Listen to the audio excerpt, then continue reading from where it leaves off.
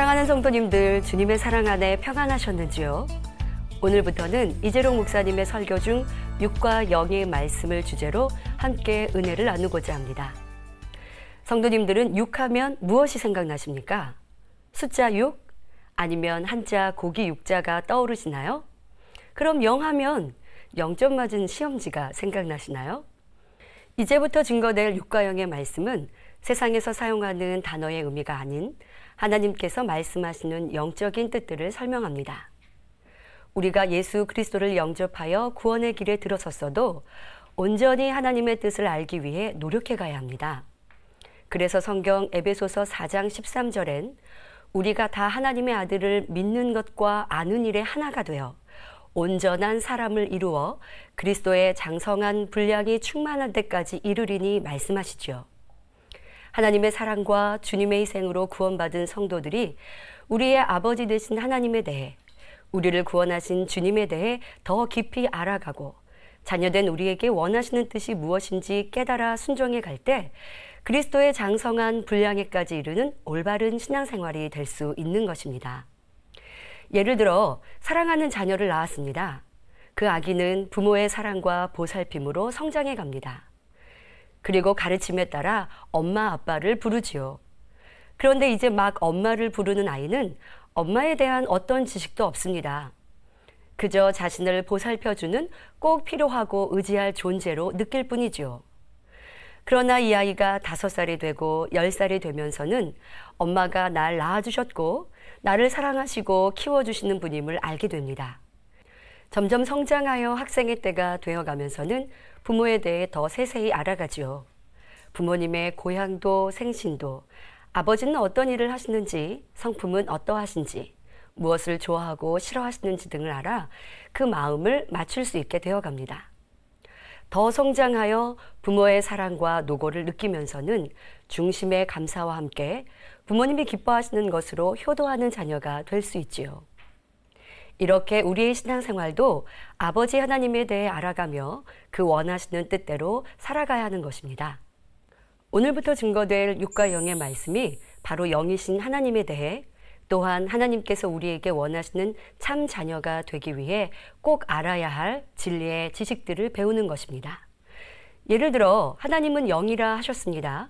그리고 베드로후서 1장 4절엔 그 자녀들도 하나님을 닮아 신의 성품에 참여하라 하셨지요.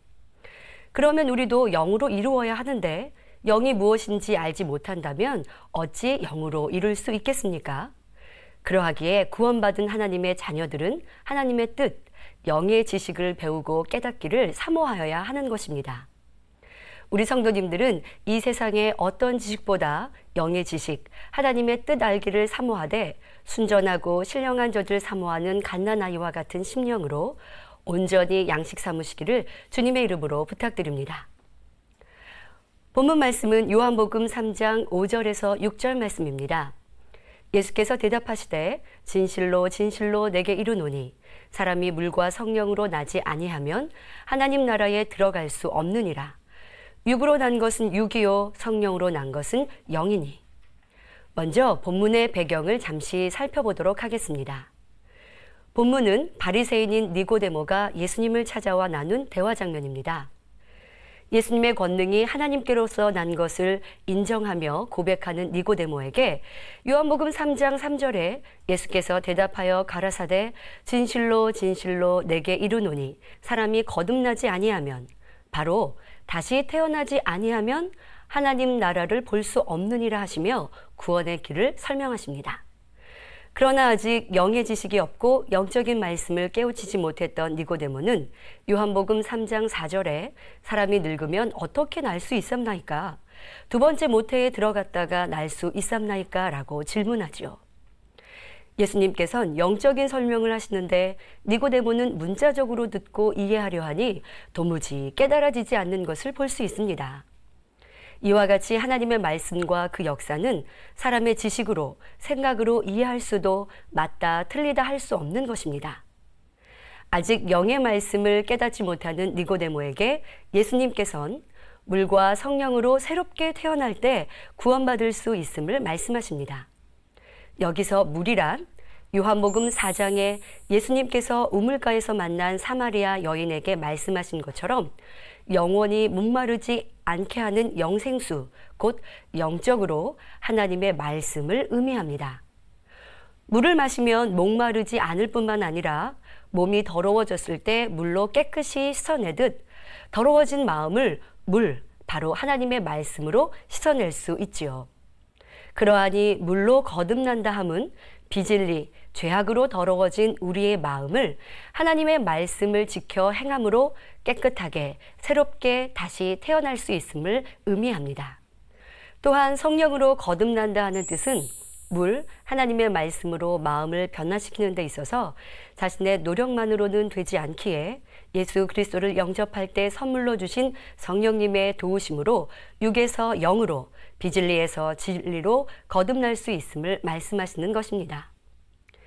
이 시간 말씀을 듣고 계신 성도님들 중 아직 구원의 확신이 없는 분들이 계십니까?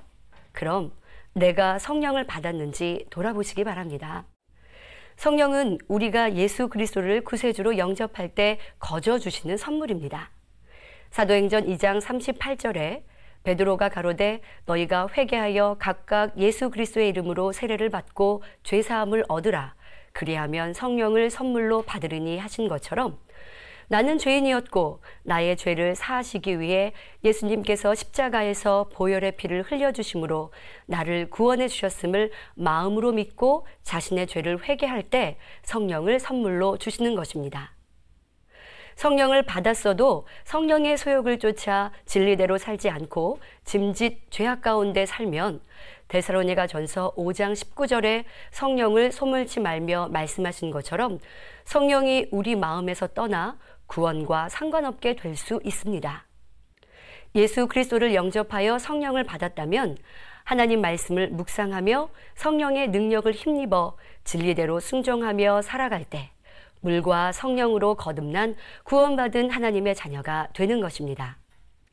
이렇게 예수님께서는 구원의 길에 대해 설명해 주시며 요한복음 3장 6절에서는 육으로 난 것은 육이요 성령으로 난 것은 영이니라고 하셨습니다.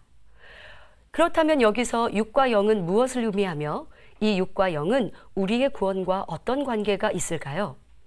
네, 먼저 그 답을 말씀드리면 요한복음 6장 63절에 살리는 것은 영이니 육은 무익하니라 하신 말씀처럼 성령의 도우심으로 진리의 마음, 영을 이룰 때 영생, 구원이요.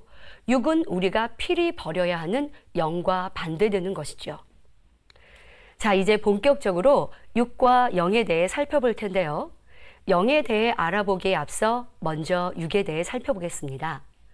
영을 이루려면 육을 버려야 하고 우리 사람들은 육에 속하여 살아가고 있기에 이를 먼저 설명합니다. 성경상의 육과 관련된 단어들, 즉 육, 몸, 육신 등에 대해 살펴보겠습니다. 육을 사전에서 찾아보면 짐승의 고기 또는 살이라고 기록하고 있습니다. 몸은 사람이나 동물의 머리로부터 발까지 거기에 딸린 모든 부분의 총칭 또는 신체라 기록하고 있으며 육체는 몸뚱이, 신체, 육신이라 기록하고 있습니다. 육, 몸, 육체 다 우리의 몸뚱이를 말하는 것 같은데 하나님께서 설명하시는 그 의미는 각기 다르며 우리가 알고 있는 사전적 정의와도 다릅니다. 성경상에 언급된 대부분의 육의 정의, 바로 하나님께서 설명하시는 의미는 썩어지고 없어지고 변질되고 냄새나며 추하고 더러운 모든 것들을 총칭하는 뜻입니다. 시간이 흐르거나 세월이 지나면 썩어지고 부패하고 냄새나는 모든 것이 육에 속하는 것입니다. 자, 우리 주변에서 찾아볼까요? 아무리 아름다운 꽃도 결국 시들고 떨어져 버리며 푸르른 나무도 시간이 지나면 누렇게 변하고 썩어 없어집니다. 사람이 만든 모든 물건과 조형물들은 어떠합니까? 아름다운 의복도 멋지게 지어진 건물도 낡아집니다. 만물의 영장인 사람도 태어나 세월이 지나면서 점점 변해가죠. 어릴 때 뽀얗고 탄력있던 피부도 20대 중반이 되면 노화되어 가니 주름이 생기고 피부색이 칙칙해져 가며 검고 힘있던 머리칼도 세월에 따라 변해가는 것을 봅니다. 이뿐 아니라 아무리 몸에 좋은 음식과 약을 먹고 건강 관리를 했어도 죽음 앞엔 막을 능이 없어 전도서 3장 20절에 다 흙으로 말미암았으므로 다 흙으로 돌아가나니 하신 대로 결국 썩어지고 없어지지요. 또한 우리 눈에 보이는 자연, 동물 등 삼라만상이 변질되고 썩어져 사라집니다.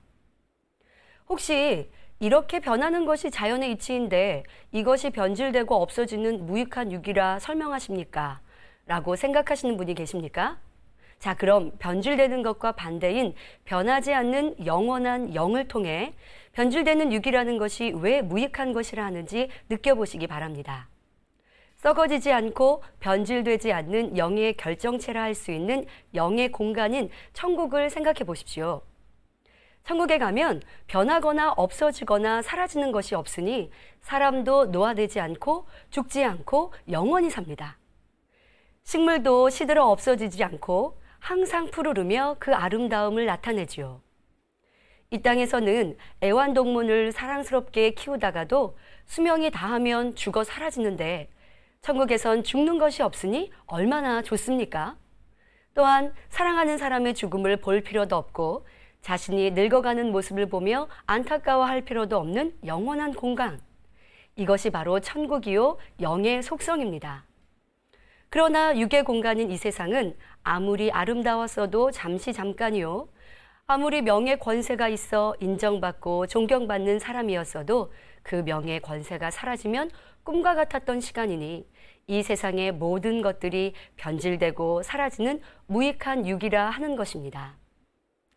그런데 이렇게 눈으로 보이는 것뿐만 아니라 눈에 보이지 않는 것 중에도 육이라 말씀하시는 것이 있습니다. 대부분의 하나님 말씀이 이제 설명할 육의 의미를 담고 있는데요. 바로 비진리, 죄, 악, 불의, 불법을 육이라 합니다.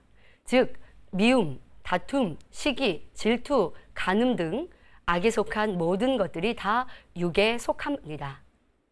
왜 이런 마음들을 육이라 표현하는 것일까요? 미움, 다툼, 시기, 질투, 간음 이런 것들을 보고 참 깨끗한 마음이다 라고 표현할 사람은 아마 없으실 겁니다. 욕하고 싸우고 다투는 모습, 시기 질투하여 상대를 헐뜯고 힘들게 하는 행동을 본다면 마음이 아프고 인상을 쓰게 하는 더럽고 어두운 마음이죠. 바로 앞에 육의 정의에서 설명한 것처럼 추하고 더러운 마음입니다. 또한 이런 비진리의 마음은 쉽게 변개합니다. 자신의 유익에 맞을 때는 사랑하고 기뻐하다가 조금 내게 유익이 되지 않을 때는 미워하고 짜증내는 모습으로 돌변하기도 하죠. 이 세상에서 가장 고귀하고 아름답다고 말하는 사랑을 한번 생각해 보죠. 남녀가 만나 연인으로 부부로 사랑을 키워갔습니다. 그런데 결혼 후 조금의 시간이 지나니 전에 보이지 않던 상대의 단점이 보이기 시작합니다. 또한 서로 맞춰가는 시간이라 말하지만 실상은 자신의 유익을 구함으로 싸움과 다툼이 일어나기도 하고 내 마음을 몰라주는 것 같으면 속상해하며 혈기를 내기도 합니다. 그러다 보면 결국 이 사랑도 식어지고 힘들어지고 변하게 되어져서 어떤 이들은 남남이 되는 안타까운 모습을 보이기도 합니다. 결혼을 약속할 때는 이 사랑이 영원히 변하지 않으리라 생각하고 다짐했지만 사람의 마음에 자신의 유익을 구하고 변개하는 육의 마음이 있는지라 처음 사랑이 쉽게 변하는 것을 볼 수 있습니다. 이렇게 육의 사랑은 슬픔과 아픔을 주며 힘들게 하는 것입니다. 그러나 반대인 영의 사랑은 어떠합니까? 고린도전서 13장 사랑장의 말씀처럼 사랑은 자기의 유익을 구치 않고 상대를 믿어주고 바라봐주니